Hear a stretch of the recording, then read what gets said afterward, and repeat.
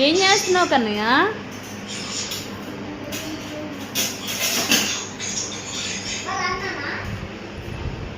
ఏం చేస్తున్నావు నువ్వు?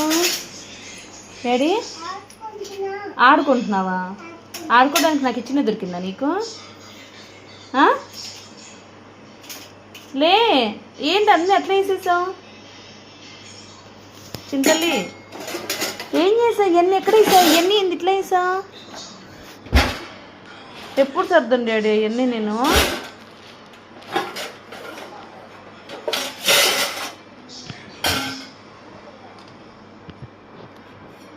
చిన్నబాబు ఏం చేస్తున్నావు?